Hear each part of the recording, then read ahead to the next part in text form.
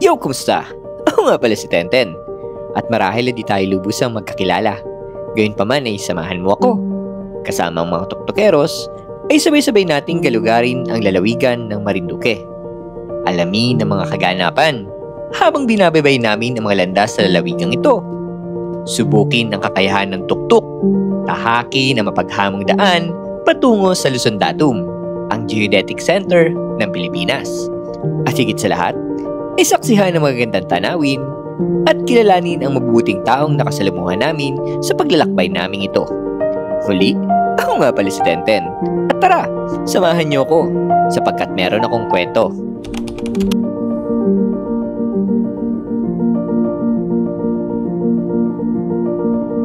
Madilim pa nang marating namin ang Porto ng Lucena. Subalit halos alas 8 na ng umaga nang lumisan ng sinasakyan naming Roro. Matapos ang ilang oras ng paglalayag, ay narating din namin ang port ng Balanacan. Sir, so magandang umaga. Nandito na tayo sa probinsya na Marinduque. So dala natin si Maxine. And ang unang destination natin ngayon is yung Boac. Siya daw yung capital city ng Marinduque. So tingnan natin kung ano yung mga kaganapan sa paglalakbay na ito kasama si Maxine at ang mga tuktokero.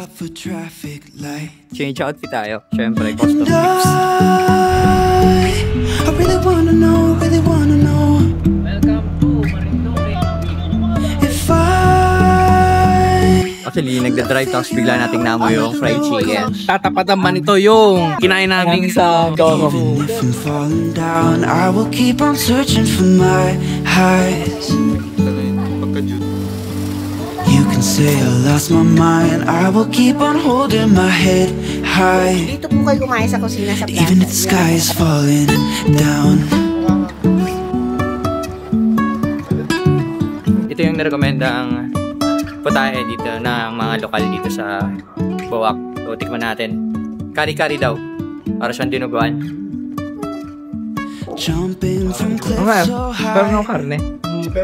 Parang laman loob din. Tikim-tikim lang tayo. Baka di tayo makalakad. Nang makakain ay napagdesisyonan ng grupong magtungo sa Puktoy Beach at doon magpalipas ng aming unang gabi. So, destination namin ay Torrijos. Sa bayan ng Torrijos, sa Puktoy Beach. So, tingnan natin kung ano yung meron doon. Even if I'm falling down, I will keep on searching for my highs. Even if the sky is falling down. You know, so again, nandito na tayo sa Puktoy Beach. Nagbayad lang tayo ng 50 pesos na parang entrance fee. Then, ang sabi noong pinaka-guardian dito, pwede na daw kami mag-pitch ng tent or mag-camp anywhere. Ayun, napiling spot nila, Mac. Let's go! Naman, oh. Hammock gaming, baby. So, dito kami mag-stay. Dito kami magpapalipas ng aming unang gabi. There's a new day that will come again tomorrow. There's a new day to wash away the pain. There's a new day to take away your sorrow. Ayun, no? So, nagdi-dinner na sila. Anong masasabi mo, Sir Mac? Mamaya ka magdi-dinner. Hanap lang ako ng dinner ko dito. Sa paligid-ligid dito. Yo. premium cheese. Yun, no? Darling, you've got to keep holding on through the Naman sa akin, night. masarap eh, pero try na. 'Cause I promise you. Lasang-lasa mo yung cherry. Pag-juice lang to, gusto.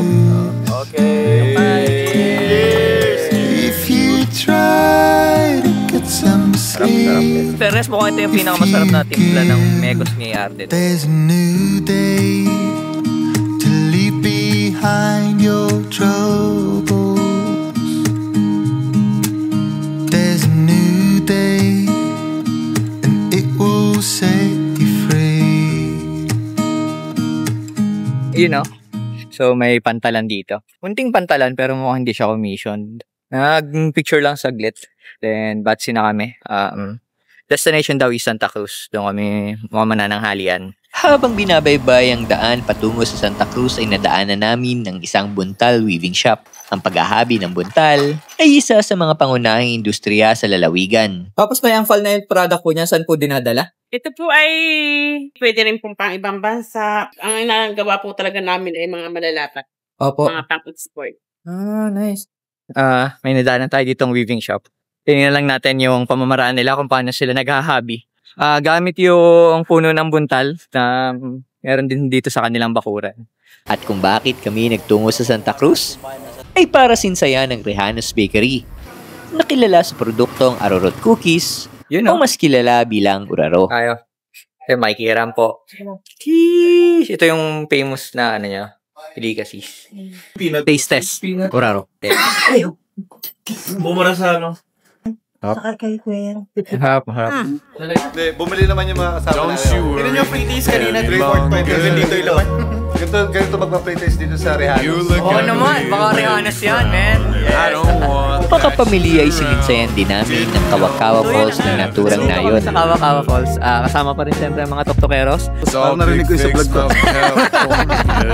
Tara, sinsayan natin ito. Nakisalamuha sa mga kabataang lokal at panandaliang nagtampisaw sa malamig na tubig nito. Kapag banlaw na tayo.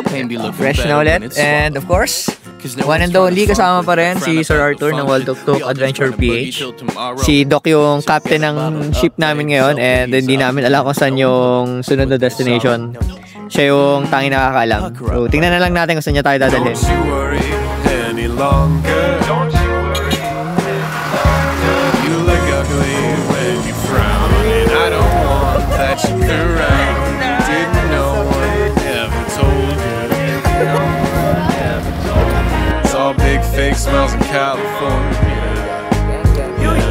Subalit sa hindi inaasahang pangyayari, ay tila nawala ng signal ang drone ni Mac habang lumilipad sa himpapawid. 10% or less na. Babay Maya. Babay Sky. Sa kabila ng pangyayari ay buong kabako pa rin pinahiram si Mac ng aking munting drone. Everything happens for a reason. O tara, paliparan na natin to. At sa pag-aakalang tuluyang nawala na ang drone ni Mac, ay heto ang mga pangyayari. Ganito, challenge. Game. Bibigay mo sa akin si Maya pag nakita ko yung drone ko. Game. Game. Abay, paano nangyari yun? May resibo. Tangina, nadali tayo. Guys! Nasabotahin tayo! Baby, you are really hurting me. Cause every time you tell me I look good in bed, I'm doing fine. But nothing ever changes. And now I see, baby, you are hurting me. Stuck in repeat. Stop lying. Good morning. So, time check, it is almost 6 a.m. and subukan natin puntahan yung location nila dito sa Sea of Clouds.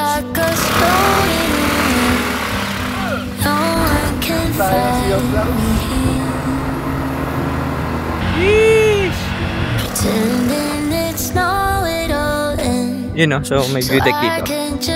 Saglitin na lang natin. Unfortunately, mukhang wala Sea of Clouds for today.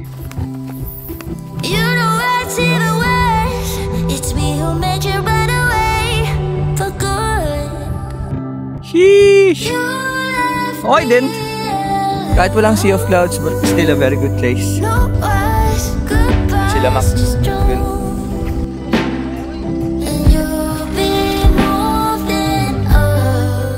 Makapag-almusal ay agaran kaming lumisan upang magtungo sa Luzon Datum, ang Geodetic Center ng Pilipinas. Ibang kanta naman! Ang kabisado kong lyrics. Ang kabisado kong lyrics. Alam kong hindi mo pansin, maghintay na mahalin, basta kahit di man ngayon, pagdating ng panahon. So kasalukuyan namin inaahon ngayon yung Luzon Datum dito sa Marinduque. And nagsimula na kami umahon. Tignan nyo yung ahon. Standing underneath the lights. Ang tarik niyan. Let's go, Maxine! Subalit hindi pa nakakalayo, ay hindi na nakinaya ni Maxine ang ahon. Medyo di kinaya nung tuk-tuk. So, So magtutula kami ngayon. But napaka-stiff nito men, ng karsadang to. Napaka-stiff. And ang ganda ng, napakaganda ng ano doon, view. Tingnan niyo, papakita ko sa inyo. Yun no? Napaka-solid ng view men. Napaka-solid ng view dyan. And i-zoom out natin. Ayan, nandito kami ngayon. Nandyan si Maxine. Tapos yun yung view. Solid.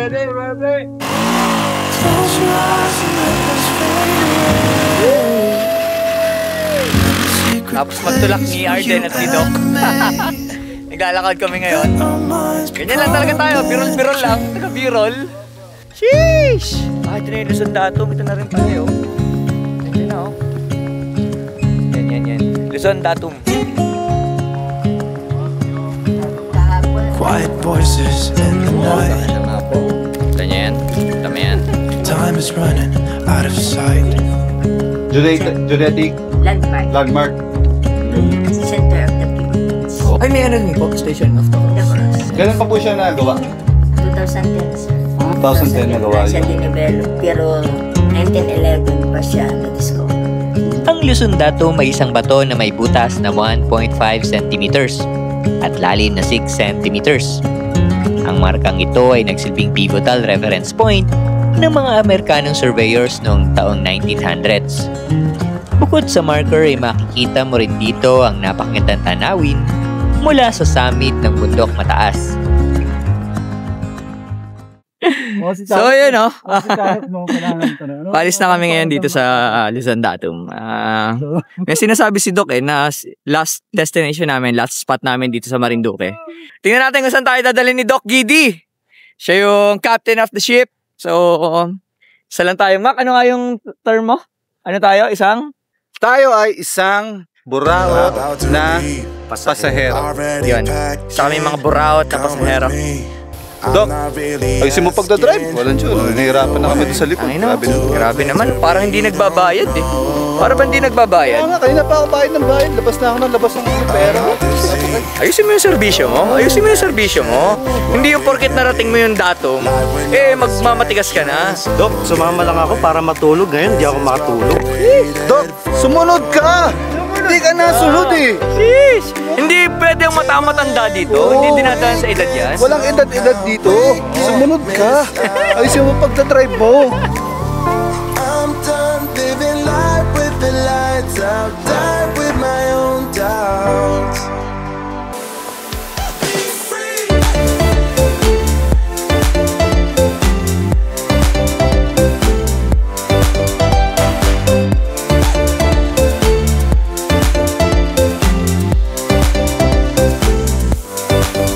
You know, napaka-solid spot nun, man. Sabi ko nga, what a great way para tapusin yung Marinduque loop namin. Almost 12 noon na. And hindi ako nagkakamali, papunta na kami sa port para mag-abang ng Roro. Doon na rin siguro kami magla-lunch. Mukhang dito na matatapos yung paglalakbay natin dito sa Marinduque. And hopefully ma-enjoy nyo yung ihahanda ng grupo, kanya-kanyang content. Definitely, it will be a very exciting and fun to watch.